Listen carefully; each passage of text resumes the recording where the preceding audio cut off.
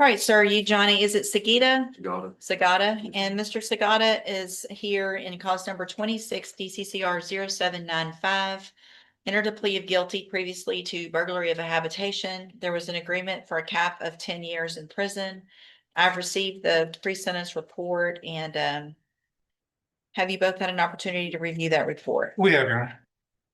I have, Your Honor. Any additions or corrections? Judge, I guess given by the statements of Mr. Sagata, I was able to speak with him at the jail yesterday and at the time of the plea, he was thinking that possibly he had said something on the night of the offense that people inside the house may have thought he intended to commit an assault.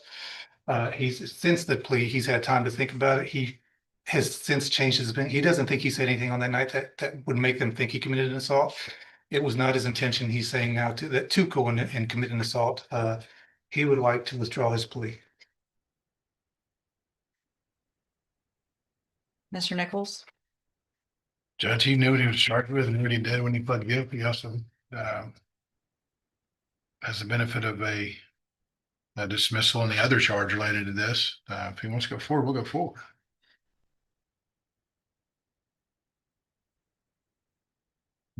So you were in custody when you pled guilty.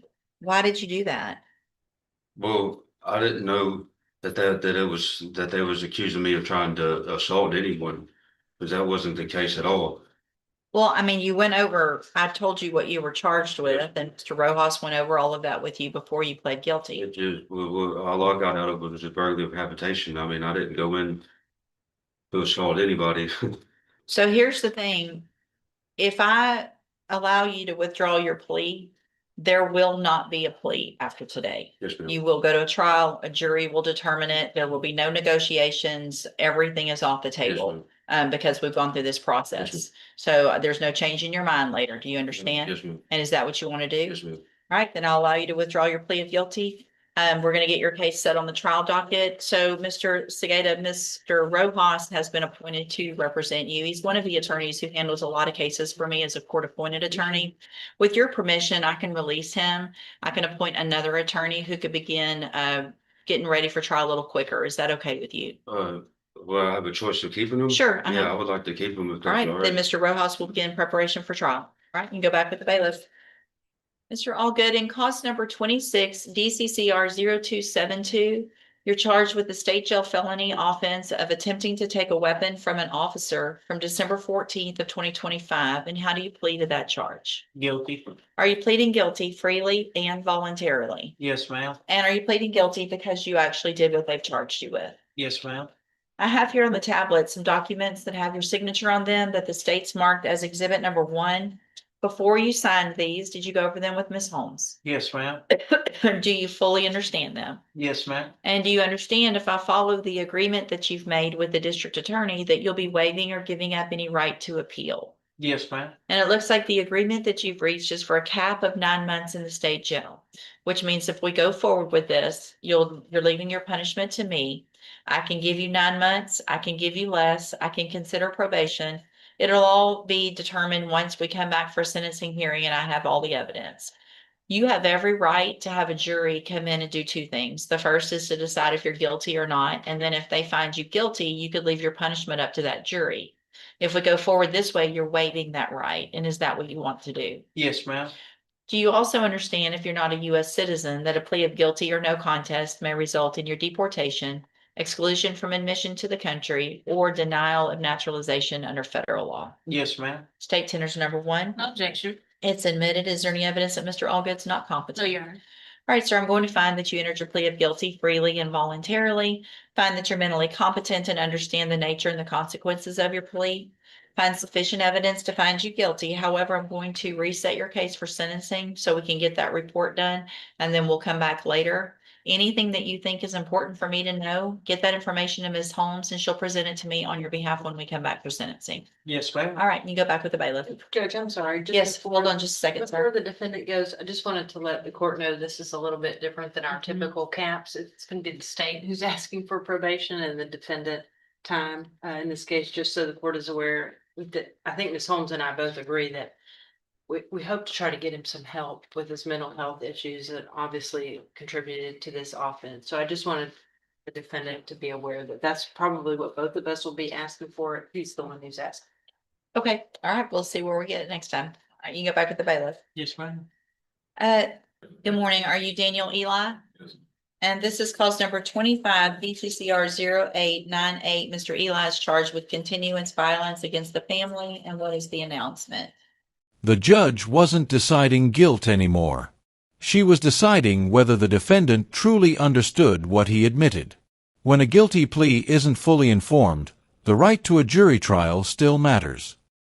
Judge, it was our position in this case that if the misdemeanors were disposed of with some specific conditions with respect to no contact with the complainant, et cetera, that this case would be dismissed. That has been done in June, and he is on probation for those cases. He also has obviously been in custody for some period of time that we would address as a sanction both for this and those misdemeanors, and just ask the court to admonish him, even based on this dismissal, that the other cases that arose out of that still come with terms and conditions that he's to follow over there. I think he just needs a reminder. So, Mr. Eli, it sounds like the state's going to file a dismissal in this case because you've taken care of the other underlying offenses. I cannot express to you how serious it is that you follow all of those rules on those probations. Yeah. You need to stay away from the victim in those offenses, completely away. Do you understand? No contact, no communication. She can't give you permission to violate those orders. So she can't say, it's okay, come on over, I'm giving you permission. That judge down there has to give you permission. All right, you Yeah. understand? Okay, I'll sign it when it comes through. Let me go back with the bailiff.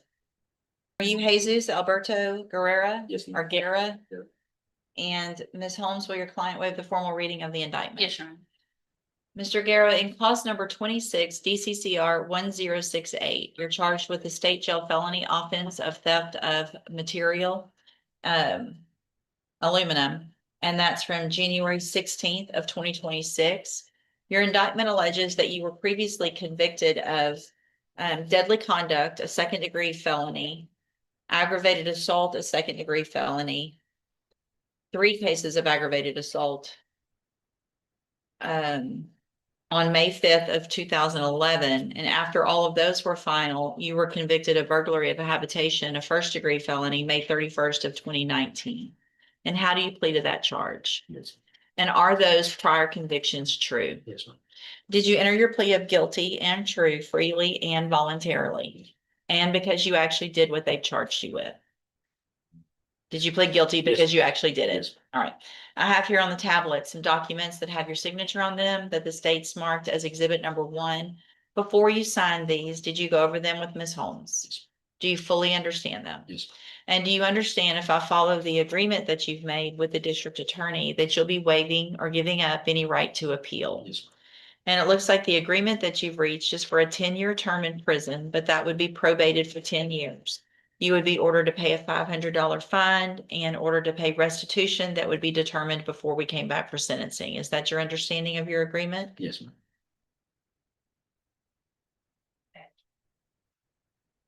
Well, we'll just wait. It looks, obviously that looks, And that's why our original offer was state jail time based on the age of those priors and the pretty considerable state jail time based on the age of the priors. He wanted the opportunity at probation, but we know we have the PSI to kind of. okay, I'll take a look at it and see if there's anything, because the last one was only in 2019 and it was a great felony. And Yeah, he received the minimum. yeah, he they gave did. me 5. Okay. All right. So do you also understand, if you're not a US citizen, that a plea of guilty or no contest may result in your deportation, exclusion from admission to the country, or denial of naturalization under federal law? With the plea withdrawn, every previous agreement disappeared. The case would now be decided in open court before a jury. Sometimes one decision changes the entire course of a criminal case.